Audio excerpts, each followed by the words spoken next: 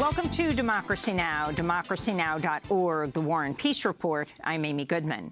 Donald Trump faced a national outcry and plans by at least 42 members of Congress to boycott his inauguration this week after Trump used the Martin Luther King holiday weekend to attack civil rights icon John Lewis. On Friday, Democratic Congressmember Lewis questioned the legitimacy of Trump's election while speaking to NBC News' Chuck Todd. I don't see this president-elect as a legitimate president. You do not consider him a legitimate president. Why is that? I think the Russians participated in helping this man get elected, and they helped destroy the candidacy of Hillary Clinton. I don't plan to attend the inauguration. It will be the first one that I miss since I've been in the Congress. You cannot be at home with something that you feel that is wrong. On Saturday, Donald Trump hit back at Lewis on Twitter, calling his Georgia district crime-infested and saying Congressmember Lewis, quote, is all talk, talk, talk, no action. Trump's attack sparked a torrent of criticism, with dozens of lawmakers denouncing Trump for attacking a living civil rights legend, especially on the weekend before the Martin Luther King Jr. federal holiday. In 1965, Lewis was nearly beaten to death marching for civil rights in Selma, Alabama. As of Tuesday morning, 42 Democratic Congress members have pledged to boycott Friday's inauguration, among them New York Congressmember Yvette Clarke of New York. Looked at the cabinet selections of the incoming president, I thought it was important that I not lend credibility, if you will, to a process that would marginalize and in many ways harm the people that I represent. So I will not be attending the inauguration of Donald Trump. The Washington Post reports Trump will take the oath of office Friday as the least popular incoming president in at least 40 years, with more than half of all Americans viewing him unfavorably. Meanwhile, Donald Trump's inaugural committee said it's raised more than $100 million from private donors and corporations, nearly doubling the previous record set by President Obama. Among major contributors are oil giant Chevron with $500,000, weapons and aerospace company Boeing with a $1 million donation, casino magnate Sheldon Adelson, who reportedly cut a check for $5 million. Big donors will have a chance to meet privately with top Trump administration officials, with a black-tie chairman's global dinner planned for the evening, a Thursday candlelight dinner with the Trump family, and special VIP tickets at Friday's swearing-in ceremony and inaugural balls.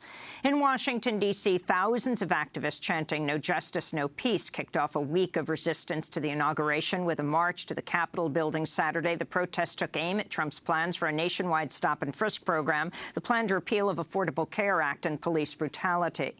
The protest was the first of a series of actions being organized under the hashtag Inaugurate the Resistance. In Brooklyn, New York, hundreds packed a weekend propaganda party to create flyers and protest art ahead of the inauguration. It's Josh McPhee. I'm a volunteer at Interference Archive, and this is our inaugurating resistance propaganda party. We did one in the summer around mass incarceration, in the fall around climate justice and the pipeline struggles, and then this one's obviously around the inauguration. And this is by far the most successful. I think that we've had at least 500 people in both days, and the role of art is to support, I mean, in often cases, movements that have already been happening, that I actually think we need to just keep the pressure on and the energy on the places that we've already been organizing. There's already a massive movement around immigration and trying to change immigration in this country. That shouldn't just reorient towards Trump. People are already moving in a direction. You just need to keep fighting. Meanwhile, thousands of protesters rallied in 50 U.S. cities Saturday, calling for mass resistance to Donald Trump's plan to detain and deport millions of undocumented immigrants. In Chicago, more than 1,000 rallied at a Union Hall under the banner, "We are here to stay," calling on local officials to give sanctuary to the undocumented. In Washington, D.C., thousands of immigrants and supporters packed Metropolitan AME Church in support of President Obama's Deferred Action for Childhood Arrivals program, or DACA, which has so far shielded 750,000 young people from deportation. Trump has promised to rapidly deport up to 3 million undocumented immigrants. Elsewhere, thousands rallied in cities across across the country this weekend to oppose the planned repeal of the Affordable Care Act. In Boston, more than 6,000 people braved frigid temperatures to hear Massachusetts Senator Elizabeth Warren and others defend President Obama's signature health care law. Outside of Detroit, Michigan, in Warren, more than 10,000 people packed an outdoor rally in the cold featuring Michigan Senator Debbie Stabenow, Senate Minority Leader Chuck Schumer, the rally headlined by Vermont Senator Bernie Sanders. Very few Americans believe that we should repeal the Affordable Care Act without a replacement program to make it better. No, we are saying to our Republican colleagues, we will not allow you to throw up to 30 million Americans off of health insurance. On Friday, House Republicans approved legislation that begins the process of dismantling the Affordable Care Act. Donald Trump told the Washington Post Sunday he soon plans to present a replacement bill that would provide insurance for everyone. Trump did not provide specifics. Donald Trump's nominee for Health and Human Services Secretary, Georgia Congressman Tom Price, invested thousands of dollars in a medical device maker shortly before introducing a bill to benefit the company. That's according to CNN, which reported Monday Congressman Price purchased shares of Zimmer Biomet last March, less than a week before introducing the HIP Act. The legislation would have delayed regulations sure to cut into the company's profits. Senate Minority Leader Chuck Schumer this week called for the Office of Congressional Ethics to investigate whether Price violated the Stock Act, which restricts insider trading by members of Congress. Donald Trump's pick for senior communications job at the National Security Council, Monica Crowley, has stepped down after a CNN investigation uncovered repeated incidents of plagiarism. The radio talk show host, Fox News contributor, said she would relinquish her appointment and would remain in New York. Her announcement came after CNN reported incidents of plagiarism in her 2012 book, her columns for The Washington Times, and her 2000 PhD dissertation for Columbia University. Treasury Secretary nominee Steve Mnuchin is far richer than previously believed, with a net worth as high as $400 million. Fortune magazine reviewed financial disclosures by Mnuchin ahead of his Senate confirmation hearings, reporting the former Goldman Sachs banker is as much as 10 times richer than previously thought. A new study finds the world's 8 richest men control as much wealth as the poorest half of humanity, some 3.6 billion people. The report by the charity Oxfam came as government and business leaders met in Davos, Switzerland for the opening of the World Economic Forum. This is Oxfam campaigns director Michael Spencer. We have an economic system that's warped out of shape, which means that the 1% benefit, that it's designed to benefit the 1% rather than most people in the 99%, which is why you could get the number of billionaires that have the same wealth as half the rest of the world on one golf buggy. 6 of the world's 8 wealthiest billionaires are Americans. Oxfam said it's concerned wealth inequality will continue to grow following the election of Donald Trump, whose cabinet members have a combined wealth of nearly $11 billion. In Chicago, the Justice Department said Friday Chicago police officers routinely violate civil rights, target communities of color with excessive force, and maintain a code of silence to stymie investigations into abuses. Attorney General Loretta Lynch summarized the findings of a 13-month investigation of the Chicago Police Department.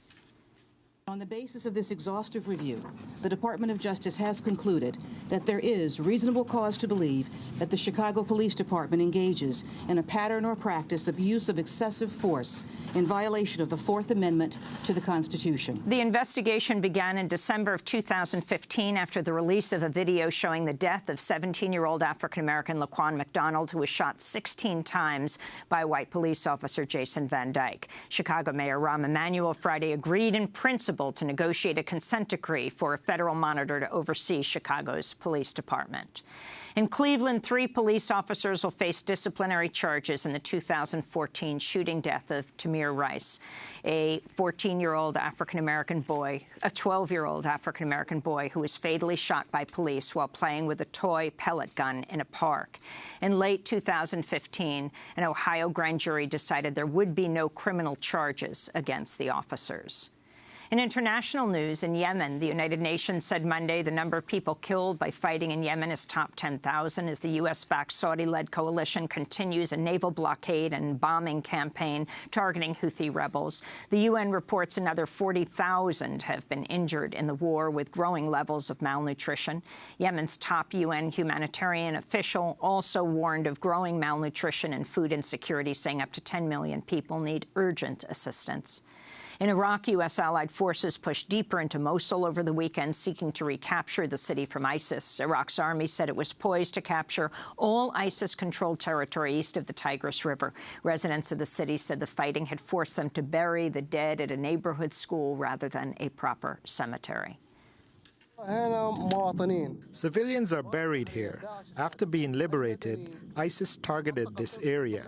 Any civilians in locations outside their rule is deemed an apostate. So ISIS snipers would target civilians as they walk down the streets, resulting in deaths. There are no cemeteries. We can't go to the cemeteries, so we had to bury people in this school. The UN said Monday fighting in Mosul has left nearly 150,000 people homeless, with more than 12,000 Iraqis forced to flee their homes in the last week alone. The Obama administration said Monday it's released another 10 prisoners from the Guantanamo prison to the Gulf nation of Oman. Many of those released were held for about 15 years without trial and have been cleared for release, awaiting a nation that would accept them. It's expected the prison will house about 40 prisoners when President Obama leaves office later this week. President-elect Trump has vowed to expand the number of prisoners held at Guantanamo. In North Dakota, police opened fire with tear gas and rubber-coated steel bullets Monday to disperse water protectors holding a prayer march against the $3.8 billion Dakota Access Pipeline near the site where Energy Transfer Partners hopes to drill beneath the Missouri River. Police said they arrested at least 3 people after they cut through a section of razor wire surrounding the site. And the Obama administration signaled Friday it might be open to commuting the sentence of U.S. Army whistleblower Chelsea Manning, while appearing to close the door to a pardon for NSA whistleblower Edward Snowden. White House Press Secretary Josh Earnest told reporters there was a stark difference between the 2 cases. There are some important differences, including the scale of the crimes that were committed and the consequences of their crimes. Obviously, as Chelsea Manning has acknowledged, and as we have said many times, the release of the information that she provided to WikiLeaks was damaging to national security. But the disclosures by Edward Snowden were far more serious and far more dangerous. On Friday, a campaign supporting Edward Snowden delivered a petition of more than 1 million signatures to the White House demanding a pardon. Meanwhile, NBC News reported last week Chelsea Manning is on a short list for commutation. And those are some of the headlines. This is Democracy Now!, democracynow.org, The War and Peace Report. I'm Amy Goodman. And I'm Juan Gonzalez. Welcome to all of our listeners and viewers around the country and around the world.